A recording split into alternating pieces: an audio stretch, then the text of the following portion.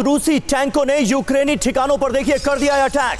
T-80 BV tank से Ukraine के ठिकानों पर किया गया है हमला। रूसी हमले में यूक्रेन के कई सैन्य ठिकाने हो गए तबाह। ये देखिए जो ताजा तस्वीरें सामने आई हैं, इन पर आप जरा नजर डालिए TV9 भारतवर्ष पर। ये एक्सक्लूसिव तस्वीरें हमले की आपके सामने।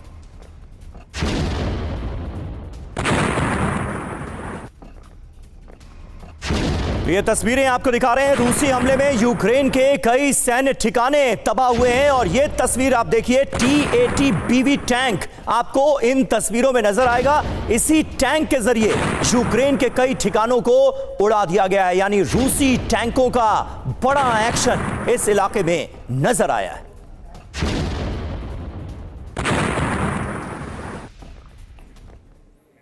और अगली बड़ी खबर है कुर्स्क से। कुर्स्क में यूक्रेनी सैनिकों पर हॉविट्जर तोप से हमले किए गए हैं। जी 152 mm हॉविट्जर तोपों से हमले किए गए हैं। पैराट्रूपर्स ने यूक्रेनी सेना पर हमला किया है। देखिए, हम आपको बता रहे हैं कि कैसे कुर्स्क के अंदर यूक्रेन पर भारी पड़ती हुई दिख रही है रूस की सेना। और लाइट हॉविट्जर तोपों से, खासतौर पर 152 mm हॉविट्जर तोपों से हमले किए गए हैं। और ये हमले यूक्रेनी सेना पर किए गए हैं। पैराट्रूपर्स ने भी यूक्रेनी सेना पर बड़े हमलों को अंजाम दिया है।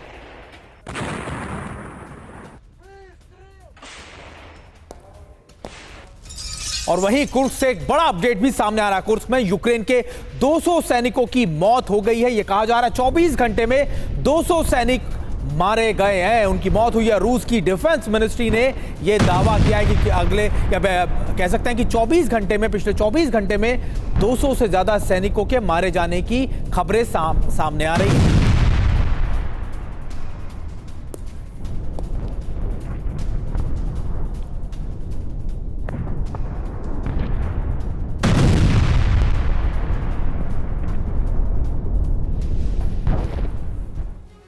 तो ये दरअसल बहुत बड़ा डेवलपमेंट है। 200 यूक्रेनी सैनिकों का मारा जाना पिछले 24 घंटे में, ये अपने आप में यूक्रेन के लिए बहुत बड़ा झटका है। कुर्स्क में आखिर ये महाविनाशक जंग जो चल रही है, इससे जुड़ी अपडेट्स क्या है, अभी इस वक्त कुर्स्क में हो क्या रहा है, उसकी डिटेल आपके सामने रखने जा रहे हैं। खबर देखिए क्या है। रूस के कुर्स्क में आर पार की जंग चल रही है। रूस और यूक्रेनी सैनिकों के बीच ये जंग चल रही है। यूक्रेन को आगे बढ़ने से रशिया रोकने की हर मुमकिन कोशिश कर रहा है और इसका नतीजा है तबाही।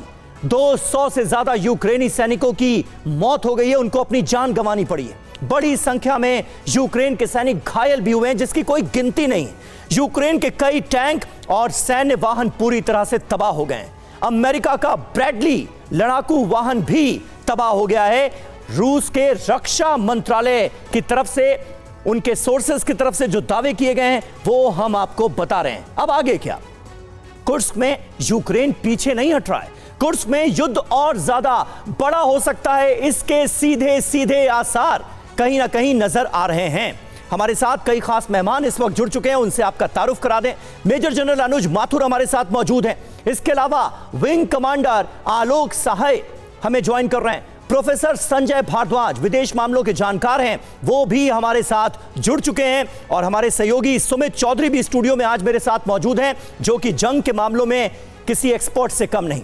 मेजर जनरल अनुज माथुर, पहला सवाल आपसे। कुर्स्क में ये जो भयंकर महाविनाशक जंग हमें नजर आ रही है, 200 यूक्रेनी सैनिक मारे गए, उसके बावजूद भी यूक्रेन कब्जा छोड़ने के लिए तैयार नहीं है। हो क्या रहा है? और कुर्स्क में जो कुछ भी चल रहा है, उसका बड़ा नतीजा आने वाले दिनों में इस पूरे वॉर फ्रंट पर हम देखेंगे क्या? बिल्कुल बिल्कुल समीर, देखिए क्या है कि कहीं ना कहीं दोनों साइड्स को ये नजर आ रहा है कि जनवरी आने के पश्चात कहीं ना कहीं कोई पीस टॉक्स या कोई पीस मूवमेंट में आगे बढ़त होने की संभावना है ट्रंप के आने के बाद। तो हर दोनों साइड ये चाहती हैं कि आज की तारीख में जो अपना उन्होंने गेन किया हुआ है उसको कंसोलिडेट करें और जो एनिमी दूसरा आपके क्षेत्र में घुस गया है उसको किसी तरह से वहां इविक्ट करके उसको पीछे किया जाए, ताकि अगर ऐसा कोई संभावना बनती है तो नेगोशिएटिंग टेबल के ऊपर उनकी पोजीशन ऑफ स्ट्रेंथ रहे। तो यही वजह है कि कुर्स्क में जहां पर कि यूक्रेन रूस के अंदर घुसा हुआ है, वहां बहुत तगड़ी लड़ाई चल रही है, क्योंकि रशिया हर हालत में चाहता है कि कुर्स्क खाली हो जाए ताकि उस उनके जब नेगोशिएटिंग टेबल पर वो आए कि कभी जब भी संभावना हो तब ये उनको पोजीशन ऑफ एडवांटेज मिले। समीर, एक और बात मैं बताना चाहता हूं कि जब इस प्रकार का इंकर्शन होता है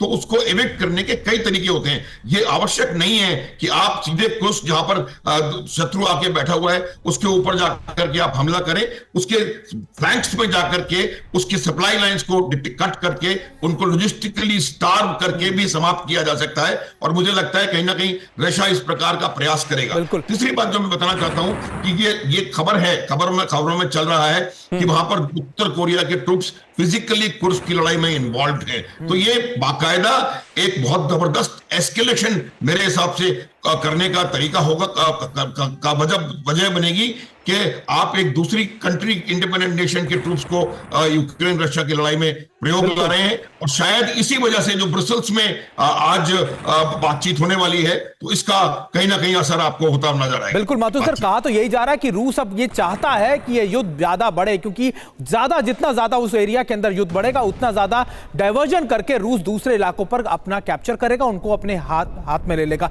और इसी बीच एक बड़ी खबर आ रही है, रूस के कुर्स्क में रूस यूक्रेन के बीच भीषण जंग अब भी जारी है। यूक्रेनी सैनिकों पर बड़ा हमला किया है रूस ने। रूसी सैनिकों ने यूक्रेनी सैनिकों पर धावा बोला है। भारी संख्या में या बड़ी संख्या में लगातार रूस ने यूक्रेन के सैनिकों को मार गिराया है। ये तस्वीरें हम आपको दिखा रहे हैं जहां पर कहा जा रहा है कि ना सिर्फ रूस लगातार कुर्स्क के एरिया में यूक्रेनी सैनिकों को मार रहा है, बल्कि उनका सरेंडर भी करा रहा है। तस्वीरें हम आपको दिखा रहे हैं जो कहा जा रहा है कि कुर्स्क की तस्वीरें हैं जहां पर यूक्रेनी सैनिकों पर रूसी सैनिकों ने धावा बोला है।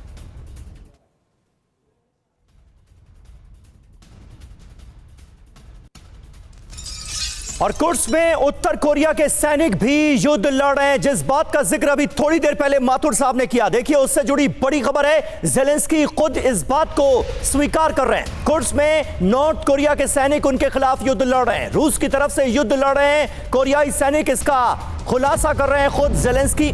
उत्तर कोरिया के सैनिक यूक्रेनी सैनिकों पर कर रहे हैं हमला, ये ज़ेलेंस्की की तरफ से भी बताया गया है। और दरअसल संदेश ये कि देखिए, कुर्स्क में रूस और नॉर्थ कोरिया की सेना मिलकर लड़ाई लड़ रही है यूक्रेनी सैनिकों के खिलाफ।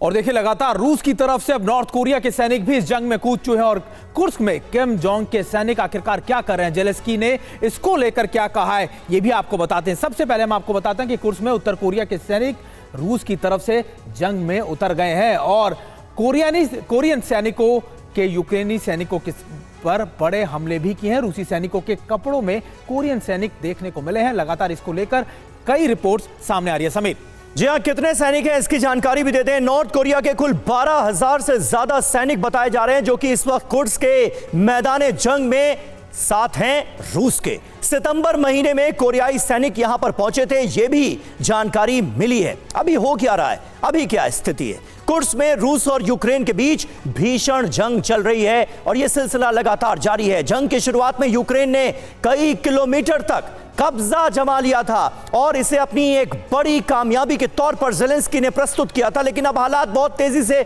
बदल रहे हैं। यूक्रेनी सैनिकों ने अपनी ज्यादातर बढ़त गंवा दी है और भारी संख्या में यूक्रेनी सैनिकों की जान भी गई है। सुमित, बिल्कुल, देखिए, लगातार कुर्स्क के अंदर अब यूक्रेन को मुंह की खानी पड़ रही है। हमारे साथ विंग कमांडर साहे सर भी हैं।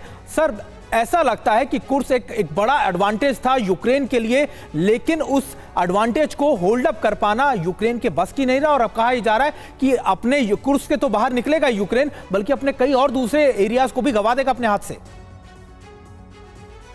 देखिए, सबसे पहले तो मैं ये कहना चाहूंगा कि नॉर्थ कोरियन जो सैनिक लड़ रहे हैं कुर्स्क में रशिया के साथ में, वो किसी अंतर्राष्ट्रीय प्रोटोकॉल की अवहेलना नहीं है, क्योंकि एक पीछे अभी कुछ ही दिन पहले इन दोनों देशों के बीच में समझौता हुआ था कि ये देश आपस में एक दूसरे को सैन्य मदद देंगे अगर उनके देश पर कोई विदेशी आक्रमण होता है तो अभी तक नॉर्थ कोरियन जो फौजें हैं वो कुर्स्क इलाके में ही सीमित हैं। उनका इस्तेमाल रूस ने यूक्रेन के क्षेत्र में अभी तक नहीं किया है, इसीलिए इंटरनेशनल प्रोटोकॉल की अभी अवहेलना नहीं हुई है और इसका उतना ज्यादा अंतर्राष्ट्रीय हंगामा नहीं हो रहा है। लेकिन रूस भी काफी चालाकी से देख रहा है कि उसके पास, देखिए, सैनिकों की काफी कमी है। और एक अनुमान के अनुसार इतनी ज्यादा क्षति हो चुकी है 2022 से लेकर अब तक कि रूस में सैनिकों की बहुत बड़ी एक कमी हो चुकी है और वो अब दूसरे देशों से भी सैनिकों को मंगा रहा है। जी। आपने देखा होगा चेचनिया से कैसे इस्तेमाल किया गया, नॉर्थ कोरिया से लाया जा रहा है, इवन कि इंडिया नेपाल से भी ऐसे प्रयास किए जा रहे हैं कि काम के बदौलत लोगों को यहां से लेबर फोर्स को ले जाया जाए और वहां पर आर्म्ड सैनिकों के साथ उनका इस्तेमाल किया जाए, एटलीस्ट सपोर्टिव रोल में। तो ये सब उपाय किया जा रहा है, लेकिन कुर्स्क के क्षेत्र में यूक्रेन अभी बहुत ही ज्यादा डिफेंसिव हो चुका है, उसको काफी चोट पहुंच रही है। जेलेंस्की का साफ साफ संदेश है यूक्रेनी सेनाओं को वहां पे कि किसी तरह से 20 जनवरी तक होल्ड करें वो, और यूक्रेन वहां पर 20 जनवरी तक होल्ड करने की लड़ाई लड़ रहा है और इसके कारण उसको काफी क्षति हो रही है। लेकिन यह भी बात बताना चाहूंगा कि कुर्स्क का जो इलाका है वहां पर रूस जो है वो सिर्फ टैक्टिकल बैटल कर पाएगा। वो जो उनके ग्लाइड बॉम्ब्स हैं, ग्लाइड मिसाइल्स हैं, बहुत बड़े बड़े मिसाइलों का अनकंट्रोल्ड यूज रशिया नहीं कर पाएगा क्योंकि सीमाएं और टैक्टिकल। ठीक है, और साहिर साहब आपने ये जो बात कही ना कि जेलेंस्की का फिलहाल जो निर्देश है वो ये है कि 20 जनवरी तक इन इलाकों को किसी तरह से होल्ड किया जाए। हालांकि दिक्कतें परेशानियां बहुत ज्यादा है मैदान जंग में और वो हमें साफ साफ नजर आ रही है। प्रोफेसर संजय भारद्वाज जरा स्क्रीन पर आइए और हमारे दर्शकों को बताइए कि ये पूरा मसला कितना उलझता नजर आ रहा है, या फिर वाकई 20 जनवरी के बाद यानी डोनाल्ड ट्रंप के अमेरिका का राष्ट्रपति बनने के बाद स्थितियां बहुत हद तक क्लियर होंगी और ये जंग जो है ये वाकई रुकेगी, इसके आसार आपको नजर आ रहे हैं, या फिर स्थितियां इस कदर खराब हो गई हैं कि डोनाल्ड ट्रंप के आने के बाद भी बहुत कुछ बदलने वाला नहीं है? देखिए, इसमें दो पहलू साफ साफ है। जहां तक डोनाल्ड ट्रंप की बात है और उनकी पॉलिसीज की बात है तो निश्चित रूप से वो बहुत ज्यादा इसको आगे बढ़ाना नहीं चाहते, वो इसको खत्म करना चाहते हैं और उनका वो कोशिश करेंगे कि पीस प्रोसेस या शांति समझौते की तरफ बढ़े। और यही मुझे लगता है कि सबसे बड़ा जो हड़बड़ी और जल्दबाजी जो दिख रही है जेलेंस्की, और जिस तरीके से अभी नाटो का मीटिंग हो रहा है तो उसमें यूक्रेन को नाटो का मेंबर बनाने का, क्योंकि जो मेन युद्ध का कारण था वो यही था कि जो बैलेंस ऑफ थ्रेट है उसको रशिया के बॉर्डर तक लेके आ जाइए ताकि रशिया आगे नहीं बढ़ पाए, और इसी को ही रिटेलिएट करते हुए रशिया ने यूक्रेन में अपना एक्शंस किया। तो ये बात निश्चित रूप से है कि 20 जनवरी से पहले बहुत कुछ हद तक पेपर्स पे, डॉक्यूमेंट्स पे काम करना चाहते हैं और ग्राउंड पे भी काम करना चाहते हैं, और इसीलिए कुर्स्क में ये आगे बढ़ रहे हैं ताकि अगर स्टेटस को मेंटेन किया जाएगा तो स्टेटस को में होगा कि जो क्षेत्र जिसके पास में है, जिसके कंट्रोल में है, वो उसके पास रह जाएंगे। तो मुझे लगता है इस फॉर्मूले पे जेलेंस्की और बाइडेन एडमिनिस्ट्रेशन अभी इस पे काम कर रहा है। लेकिन काम तो कर रहा है सर, लेकिन इन इलाकों को वाकई कब्जे में रखना ये बहुत मुश्किल साबित हो रहा है। और अब रूस की ताकतवर सेना के साथ नॉर्थ कोरियाई सैनिक भी जो हैं वो कुर्स्क के मैदान में उतर चुके हैं। ऐसे में कितने दिन तक यूक्रेनी सेना डटी रह पाएगी इन इलाकों में, यह निश्चित तौर पर एक बड़ा सवाल है। आता हूं आपके पास इस बीच एक अहम खबर, खार्कोव में रूसी सैनिकों का ड्रोन अटैक हुआ है। यूक्रेनी फोर्स के सैन्य वाहन को यहां पर नष्ट कर दिया गया। रूस ने रात में यूक्रेनी सैन्य वाहन पर किया है अटैक। ये देखिए तस्वीरें, रात में इस अटैक को अंजाम दिया गया। यूक्रेनी फोर्स के सैन्य वाहन को बनाया गया निशाना।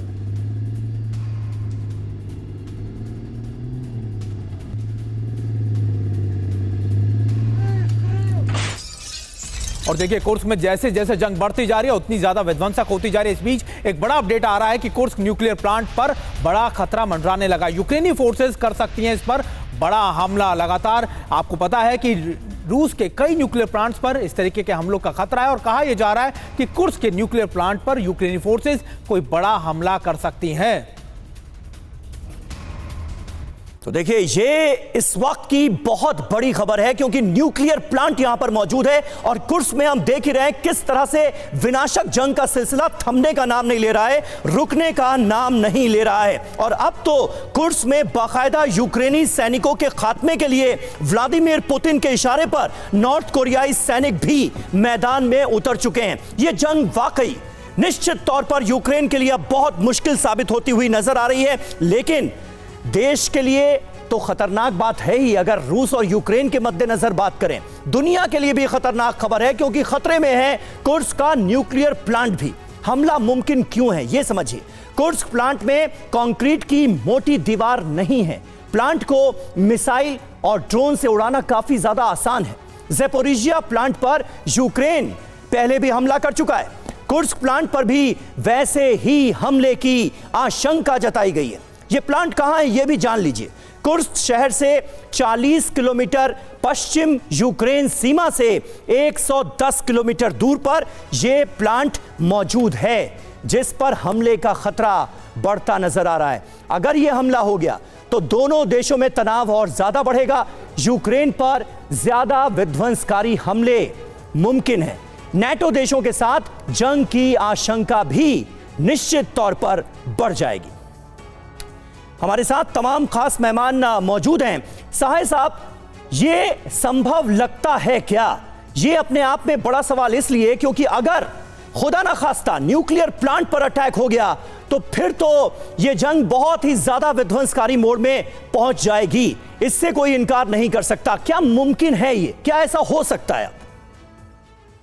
देखिए, न्यूक्लियर प्लांट पर जिस तरह से आक्रमण आसपास के क्षेत्रों में हो रहा है, तो ऐसा हो सकता है कि एक्सीडेंटली भी वहां पर कोई हथियार गिर जाए और उससे नुकसान हो जाए। और न्यूक्लियर प्लांट में अगर कोई हथियार गिर के वहां नुकसान होता है तो आसपास में तेजी से रेडिएशन फैलेगा और काफी ज्यादा जाने जाएंगी। लेकिन ये एक न्यूक्लियर अटैक जैसी चीज नहीं मानी जाएगी।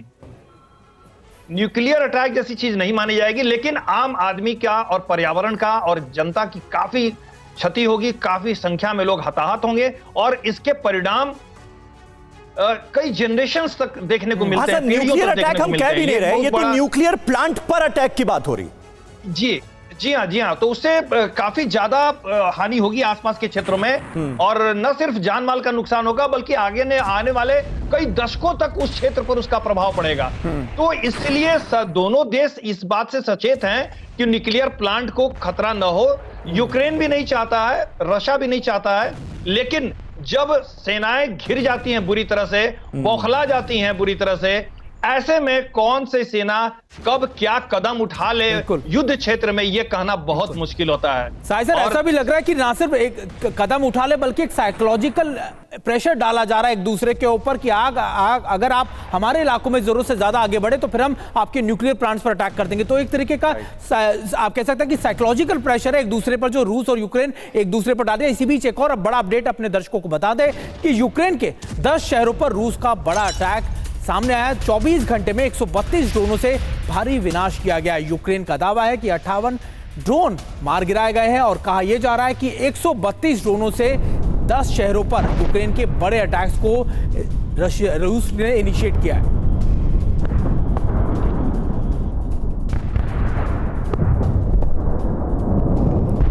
और वहीं देखिए एक अहम खबर है, यूक्रेन का रूस के क्रिस्मक एयरबेस पर ड्रोन अटैक हो गया है। Su-30 फाइटर जेट्स को यहां पर बड़ा नुकसान पहुंचने की खबर सामने आ रही है। ओहो, तस्वीरें देखिए, भयावह तस्वीरें सामने आई हैं यहां से। हमले में हाईटेक Su-30 में लग गई आग। यह हमला जोरदार था। यूक्रेन ने रूस के क्रिस्मक एयरबेस पर यह ड्रोन अटैक किया है, जिसके बाद फाइटर जेट को बड़ा नुकसान हुआ है।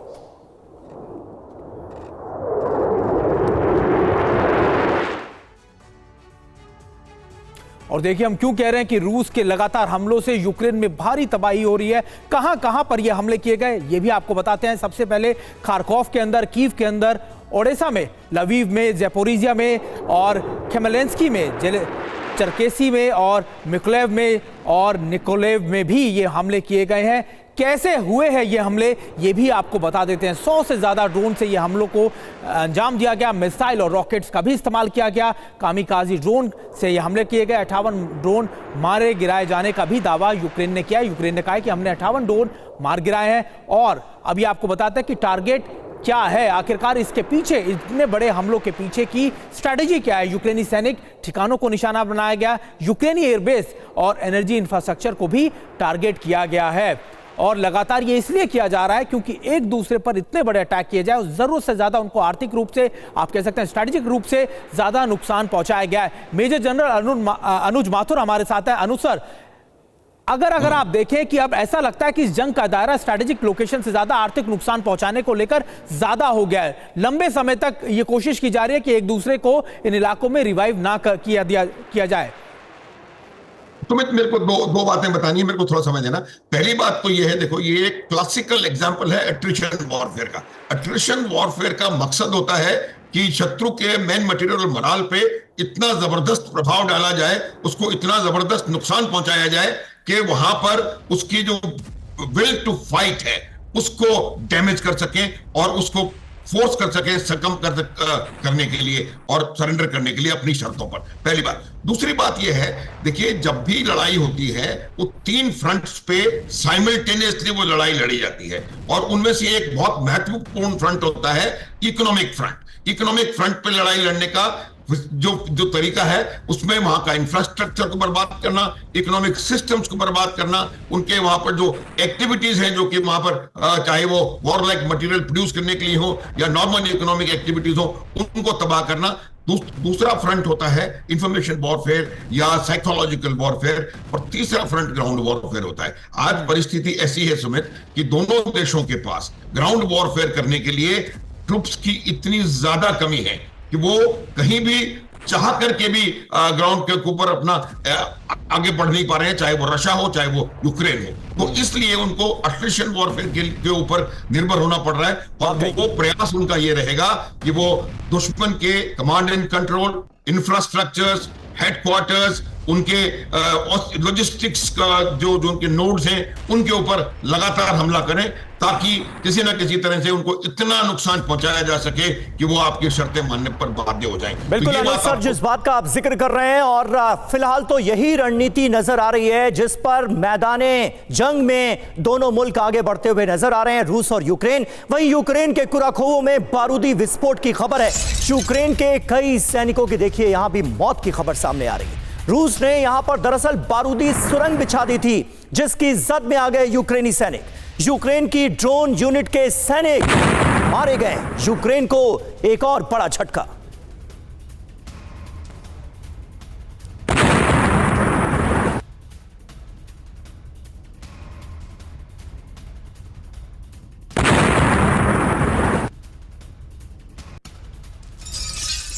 और देखिए कुर्स्क में जंग विध्वंसक हो रही है, लेकिन इसी बीच एक और बड़ा अपडेट आ रहा है कि रूस की सेना ने यूक्रेन के एक नए इलाके पर अपना कब्जा कर लिया है। डोनेट्स्क के कुराखोवे में नगर में परिषद पर कब्जा कर लिया गया है और कुराखोवे में रूस का झंडा भी फहरा दिया गया है। यूक्रेन का प्रमुख लॉजिस्टिक केंद्र है कुराखोवे।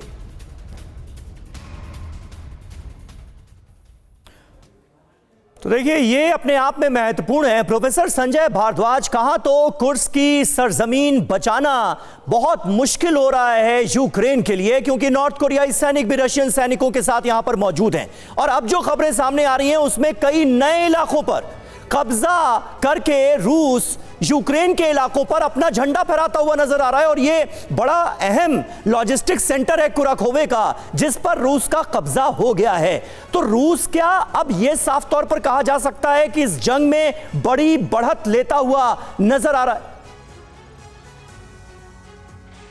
देखिए इसमें मुझे लगता है रूस 4 पॉलिसीज पे काम कर रहा है साफ साफ जी। देखिए काउंटर ऑफेंस और काउंटर ऑफेंस के अलावा जो पहला है कि स्टेटस को जो अभी तक क्षेत्र उन्होंने जीते हैं उनको मेंटेन करना और आगे बढ़ना। दूसरी पॉलिसी है बैलेंस ऑफ पावर कि बैलेंस ऑफ पावर में जैसे नॉर्थ कोरिया के सैनिक्स को लेके आए हैं, बैलेंस कर रहे हैं मिलिट्रीली। और तीसरा जो सबसे बड़ा फैक्टर है वो कंटेनमेंट है कि कंटेनमेंट चाहे वो हथियारों के रूप में हो, चाहे एंगेजमेंट हथियारों से कहो या सैनिकों से कहो या क्षेत्रों को आप अपने कब्जे में लेके उसको स्ट्रेटेजिक डेप्थ बनाए रखने की बात है। जो चौथी बात है जो मुझे लगता है कि कहीं न कहीं पिछड़ रहा है वो है एंगेजमेंट कि कहीं पर रूस को भी एक एग्जिट नहीं मिल पा रहा है कि जो क्षेत्र जो प्रभाव और जो चाहते थे वो रूस मुझे लगता है एक तरीके से अचीव कर चुके हैं कि कुछ क्षेत्र उनके पास आ गए हैं, यूक्रेन को नाटो का सदस्य नहीं बना, ये सब होने के बाद लेकिन कहीं नेगोशिएशंस और एंगेजमेंट, पॉलिटिकल एंगेजमेंट नहीं हो रहा है। मुझे लगता है कि पुतिन भी इंतजार कर रहे हैं कि 20 जनवरी के बाद में ये रास्ता साफ होगा। तब तक कुछ जो भी अचीव कर सकता है वो उसके रशिया के लिए गेन होगा। तो मुझे लगता है पुतिन ये 4 पॉलिसीज पे साफ साफ काम कर रहे हैं और जो चाहते हैं वो उनको मुझे लगता है प्राप्त करने में सक्सेसफुल होंगे। बिल्कुल भारद्वाज सर, ऐसा लग रहा है कि 20 तारीख का, 20 जनवरी की विंडो का फायदा हर कोई उठाना चाहता है। रूस भी चाहता है कि देखिए जब तक 20 जनवरी ना आ जाए तब तक जितने बड़े ऑपरेशन करने हो इन इलाकों में कर लिए जाए, जितने नए बड़े इलाकों को कब्जाना हो कब्जा लिया, ताकि नेगोशिएशंस के अंदर फायदा हो। और यही वजह है कि 20 तारीख से पहले हम इस तरीके के विध्वंसक अटैक देख रहे हैं। लेकिन इस बीच एक बड़ी खबर आ रही है कि ब्रुसेल्स में यूरोपियन नेताओं से मिलेंगे जेलेंस्की, और कहा जा रहा है कि नाटो देशों के नेताओं से होगी ये मुलाकात और रूस यूक्रेन जंग पर नाटो देशों में ये चर्चा भी होनी है। जेलेंस्की करेंगे नाटो की सदस्यता की मांग और अमेरिका में नई सरकार की रणनीति पर भी इस पर चर्चा की जाएगी।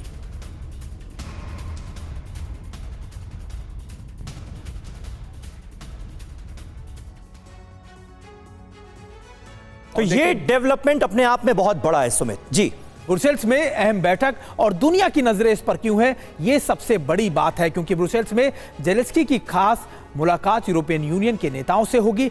बैठक में नाटो देशों के नेताओं के साथ वो बैठक करेंगे। समीर, बिल्कुल, और कौन कौन से देश देखिए इसमें शामिल हैं ये भी जान लीजिए। ब्रिटेन, फ्रांस, जर्मनी, इटली और पोलैंड जैसे देश इसमें शामिल हैं। ये बड़ी बैठक होने जा रही है। ब्रसेल्स में जो अहम बैठक हो रही है उस पर यही वजह है, पूरी दुनिया की नजर है। खास बात यह है कि रूस के खिलाफ जंग पर भी इसी बैठक में चर्चा होगी। और वैसे ही रूस कह रहा है कि देखिए पूरे जो नाटो देश हैं वो मिलकर हमारे खिलाफ लड़ाई लड़ रहे हैं। नाटो देशों से सहायता पर भी इस बैठक में चर्चा होगी। और जिस बात पर सबकी नजरें हैं, क्या यूक्रेन नाटो मेंबर बन पाएगा, नाटो की सदस्यता मिल पाएगी क्या यूक्रेन पर को, इस पर भी फैसला मुमकिन नजर आ रहा है। अमेरिका में ट्रंप प्रशासन के आने पर यह चर्चा होगी। अमेरिका की नई रणनीति पर भी चर्चा मुमकिन है। तो यह अपने आप में बहुत अहम डेवलपमेंट है। मुझे एक बार फिर भारद्वाज साहब आपका ही रुख करना होगा, क्योंकि ब्रसेल्स की इस बैठक पर पूरी दुनिया की नजर है। और अल्टीमेटली जिस एक बात पर यह युद्ध शुरू हुआ कि ऐसा तो नहीं कि यूक्रेन नाटो मेंबर बन जाएगा, रूस के लिए समस्या हो जाएगी, उसकी सुरक्षा पर, संप्रभुता पर खतरा पैदा हो जाएगा, एक बार फिर कोशिश वही की जा रही है। क्या यह मुमकिन है? क्या ऐसे माहौल में यूक्रेन को नाटो मेंबर बनाया जा सकता है? इस पर बात आगे बढ़ सकती है क्या? का पूरा जो गणित है ना वो ये है कि जो यूरोपियन कंट्री है, चाहे वो जर्मनी है, चाहे फ्रांस है, चाहे पोलैंड है, ये इनका इंटरेस्ट है कि यूक्रेन को नाटो का सदस्य बनाया जाए। प्राइमरी इंटरेस्ट इनका इसलिए है कि यूक्रेन नाटो का सदस्य बन जाता है तो जो बैलेंस ऑफ थ्रेट है वो यूक्रेन रशिया बॉर्डर पे ही लिमिटेड हो जाएगा। अगर नहीं बनता है तो रशिया जिस तरीके से बढ़त बढ़ा रहा है इस क्षेत्र में वो यूरोप तक आएगा। और ईस्टर्न यूरोप में जो कंट्रीज है, चाहे फिनलैंड है, स्वीडन है, पोलैंड है, ये इनके पास बिल्कुल रशिया अगर पहुंच जाता है, अपना प्रभाव क्षेत्र जो 1917 से के बाद से आप कैसे कह सकते हैं कि जो एक प्रभाव था उसको आया, तो ये एक बहुत किसको है, वो यूरोपियन कंट्रीज को है। और अमेरिका का जो वर्चस्व है इस पूरे क्षेत्र में 1991 के बाद में जो हुआ है ईस्ट यूरोप के कंट्रीज में, वो खत्म हो जाएगा। तो ये एक लड़ाई है जो यूरोप और अमेरिका साथ लड़ना चाहता है। उसमें जो सबसे बड़ा नुकसान हो गया वो यूक्रेन का हो गया। यूक्रेन के पास जो न्यूक्लियर बम थे 1991 में एग्रीमेंट के जो इकोनॉमिक असिस्टेंस अमेरिका से मिली थी उस एवज में सारे रिटर्न कर दिए थे। तो यूक्रेन को बहुत बड़ा एक लॉस हो रहा है। इतना बड़ा लॉस हो गया, इकोनॉमिक है या मिलिट्रीली है या आर्म्स के हिसाब से है, हर तरीके से, कि इनको रिकवर करने में ही बरसों लग जाएंगे।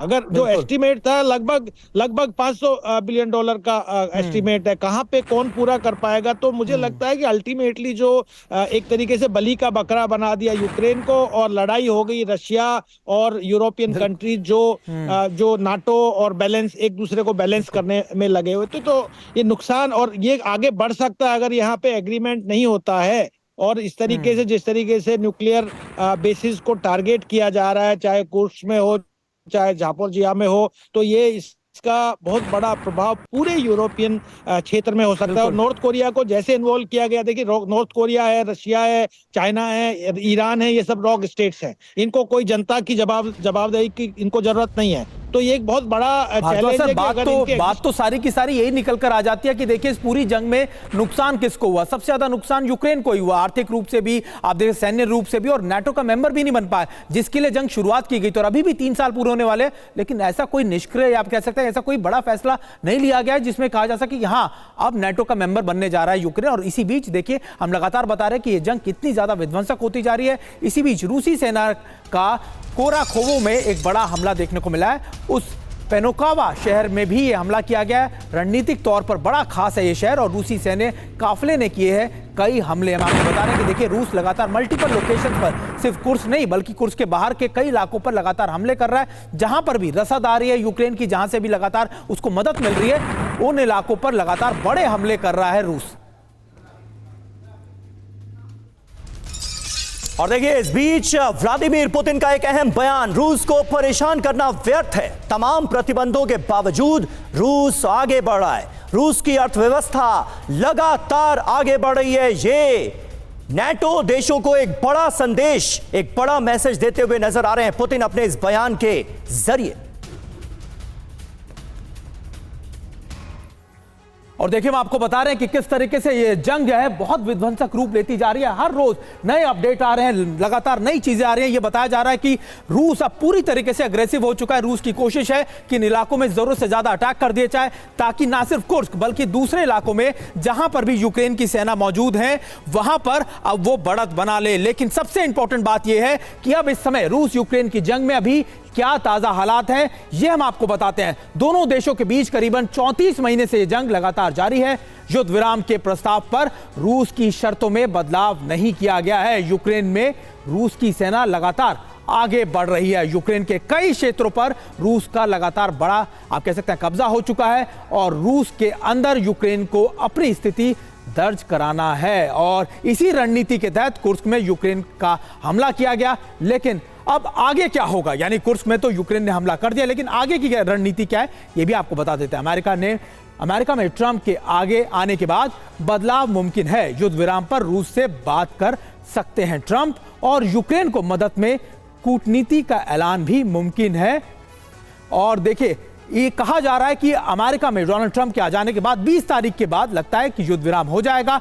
और एक तरीके से किस तरीके का युद्ध विराम होगा, किसको फायदा होने जा रहा है, इसको लेकर भी सवाल खड़ा है। मेजर जनरल माथुर साहब, मैं आपके पास आना चाहता हूं कि ऐसा लगता है कि भले ही रूस को इसमें नुकसान हो, डोनाल्ड ट्रंप आ जाए, डोनाल्ड ट्रंप लगातार यूक्रेन के लिए और रूस के बीच में युद्ध विराम करा दे, लेकिन आपको ऐसा लगता है कि अभी भी फायदा यूक्रेन को कुछ मिल सकता है? क्योंकि देखिए लगातार आर्थिक रूप से, आप कह सकते हैं कि सैन्य रूप से, और यहां तक कि उसको नाटो का मेंबर भी नहीं बनाया गया। ऐसा लगता है हर लिहाज से यूक्रेन को ही सबसे ज्यादा नुकसान हुआ है। बिल्कुल बिल्कुल समीर, मैं आपको एक बात बताऊं, देखिए जो रशिया के ओरिजिनल एम्स थे, ऑब्जेक्टिव थे इस युद्ध को प्रारंभ करने के, मुझे लगता है वो ऑब्जेक्टिव्स में लगभग हर एक ऑब्जेक्टिव में वो कामयाब हो चुके हैं। डॉनबास का रीजन वो कंट्रोल करना चाहते थे, आज की तारीख में डॉनबास का लगभग पूरा रीजन उनके कंट्रोल में है। वो वहां पर जो बायोलॉजिकल और न्यूक्लियर एक्सपेरिमेंट्स चल रहे थे उनको बंद करवाना चाहते थे, वो लगभग बंद हैं। तीसरी बात, नाटो का मेंबर नहीं बनने देना है। नाटो का मेंबर ना वो बना है, और ना मेरे हिसाब से समीर आने वाले समय में कोई चांस है उनका नाटो मेंबर बनने का। ये जो ब्रसल्स की बात कर रहे हैं हम बार बार, वो ज्यादा से ज्यादा इस चीज के ऊपर मेरे को लगता है बातचीत होगी कि क्या वहां पर एक नाटो की पीस कीपिंग फोर्स को पहुंचाने की, लगाने की आवश्यकता है। मुझे लगता नहीं है कि नाटो का मेंबर बनाएंगे, क्योंकि सब जो प्रीमाइस लड़ाई की वही थी कि आप नाटो का मेंबर ना बने, और अगर आपने बना दिया तो फिर रूस जो है बिल्कुल बरसात का होने वाला है, और फिर कुछ भी हथियार का प्रयोग करने से वो रुकेगा नहीं। तीसरी बात जो मैं आपको बता रहा हूं, वो देखिए, नुकसान शुरू से ये बात बिल्कुल साफ है कि नुकसान सिर्फ और सिर्फ यूक्रेन का हुआ है। उनका इकोनॉमिक जो सिस्टम है वो ध्वस्त हो चुका है। जितने भी लोग एबल बॉडीड लोग हैं वो या तो पलायन कर गए हैं या मारे गए हैं या घायल हो गए। और आज की परिस्थिति में ना उनके पास हथियार है, ना एमिनिशन है, ना गोला बारूद है, ना उनको चलाने वाले लोग हैं। तो मुझे नहीं लगता कि इसमें किसी और को कोई बिल्कुल सही बात है, बिल्कुल सही बात है। ये तो इतने साल की जंग के बाद हम साफ तौर पर कह ही सकते हैं कि अगर नुकसान में कोई देश रहा तो वो है यूक्रेन, जिसके कंधे पर रखकर अमेरिका ने खूब बंदूकें चलाई हैं रशिया के ऊपर। रशिया के ऊपर कोई खास फर्क पड़ा नहीं है और अभी भी वो बढ़त बनाता हुआ सीधे तौर पर नजर आ रहा है। 20 जनवरी एक ऐसी डेडलाइन नजर आ रही है जिसके बाद बहुत कुछ बदलेगा इस रीजन में, इसके आसार नजर आते हैं। बहुत बहुत शुक्रिया आप तीनों का हमारे साथ इस चर्चा में जुड़ने के लिए।